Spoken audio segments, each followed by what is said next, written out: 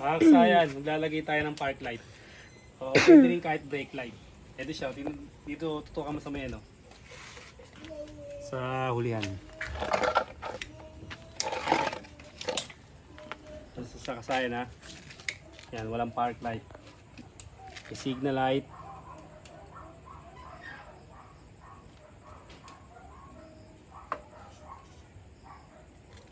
May brake light. Wala siyang park light. Sira yung park light niya. Brake light meron.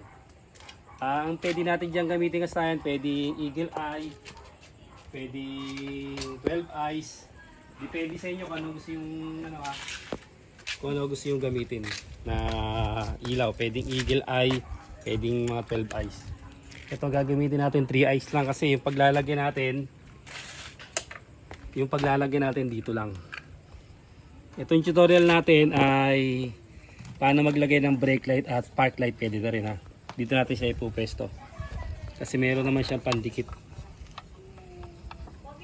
Sira yung park light niya eh. Ito na pinaka-forma niya.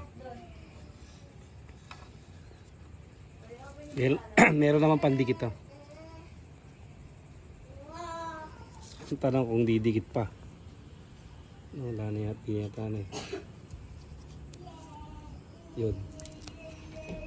Okay, tutok. Para mahigit na natin.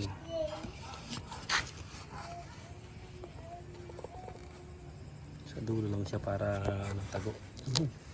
Tatanggal na. Didikitan lang natin ng ano yan, ng tawag dito. I-shoe na lang natin yan. Yan na siya ba. Tapos dito tanggalin lang natin itong ano. Siya kasayan ha. Pwedeng brake light kung brake light yung wala sa inyo. Ito katulad nito, tutukan mo 12 eyes sa ilalim dito para makita nila. Dahil sira na yung ano niya eh, yung kabitan ng ilaw. Pwede yung ganyan yung gawin niya. Ayun siya ha. Sa brake light natin. Kita? 12 eyes. Yan. Lalo pagka mga ano pa yung ano yun, dito tayo. Lalo kung original yung inyong ano at yan lang naman ang sira. Yung iba pag nawala yung brake light, eh, magpapalit na ng isang buo. Pwede naman siyang i-remedyo. Ito na siya ha. Cable tie lang natin dito para hindi naman nakaano yung wire natin. Ito. Para nakatago din yung wire natin.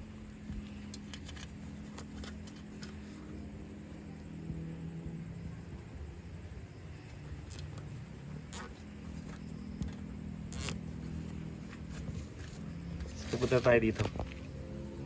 Punta lang tayo sa mga wire niya, no?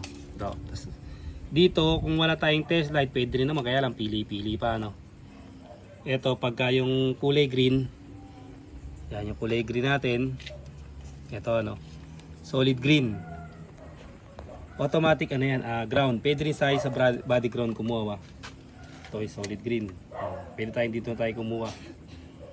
Kumuha ng solid green, tapos kukuha tayo ng ano, ng pag park light, ito pwede rito.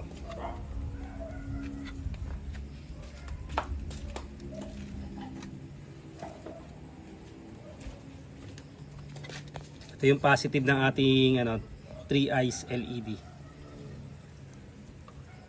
So, ito naman yung negative. Pwede yung park light ha, kung park light ang wala sa inyo o kung ang wala naman sa inyo eh, brake light, pwede rin. Iyan na rin natin ha. Sa paghahanap nito, kailangan natin ng test light. Ano yung test light natin? Ang ating maliwagang test light. With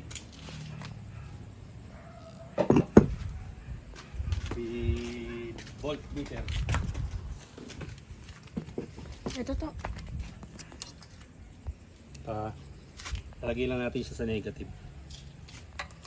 Yung park light, kung meron kayong switch ng park light, buksan nyo muna.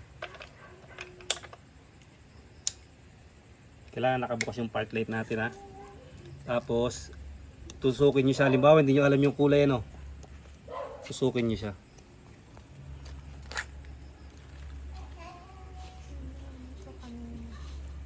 May umilaw na.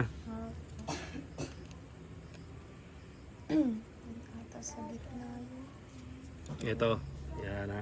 Kadalasang kulay nito brown. Sa iba naman yellow. Kasi yellow to pang XRM yung ano nito. XRM 125 yung harness. Pero ang kulay niya kulay brown ito, yung park light to. Pag nilagay natin yung park light diyan dito,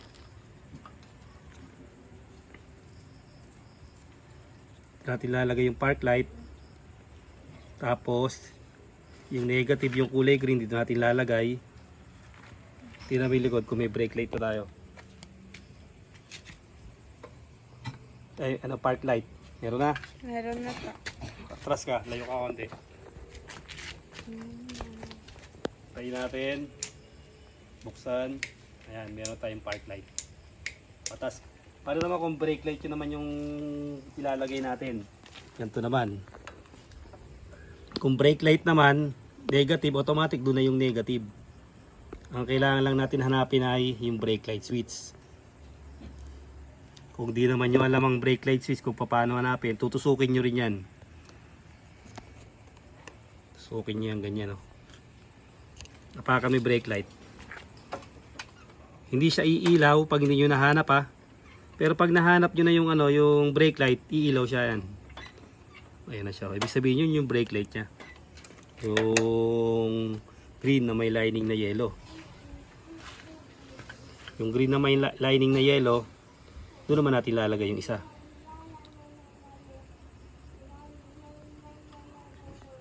Kaya pwede nyo siyang i-remedyo. Tapos, napagaan pa natin yung load nya.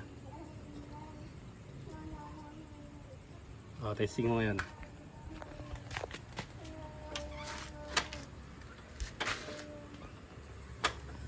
Sige. Okay, tignan mo doon. Magpe-brake kung meron. Meron. Wala. Meron na to. Yan. Meron na. Yung ganun kasaya na. Pagka hahanapin nyo yung park light, buksan nyo lang kailangan yung switch kung may switch para mahanap nyo.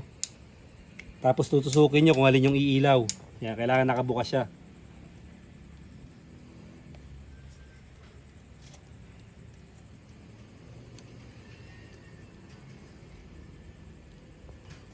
Nakabukas yung ating tingnan nyo wala siya. Yan, pag kailangan nakabukas para mahanap natin yung park light. Naka park light na tayo dyan. Ito hindi pa natin nalilipat. Nasa brake light pa siya.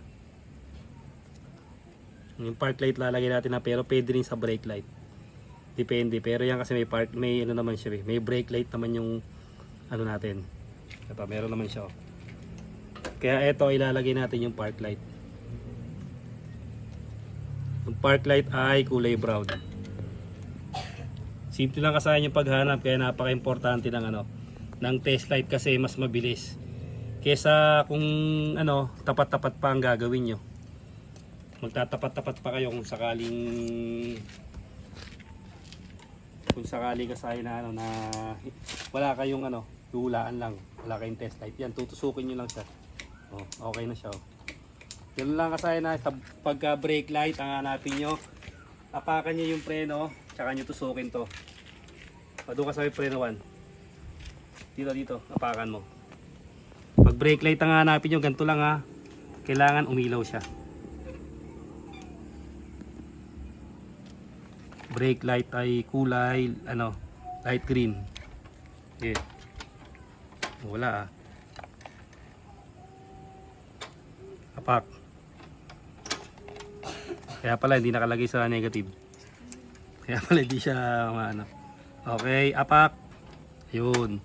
Apak. Yun. Pag park light naman ang hahanapin, nakapatay, kailangan nakabukas yung ating headlight. Yung park light switch. Yan. Para gumana rin yung ating park light. Bukas, patay, bukas. Ayan siya. Ganun lang yung paghanap. Ganun lang kasaya na kung maglalagay kayo ng Kung signal light naman yung hanapin nyo, i-bonus na rin natin. Kung signal light at may hazard kayo, ito siya. Kung alin yung mag-hazard dyan, yun yung hinahanap nyo. Pag signal light naman ang hinahanap.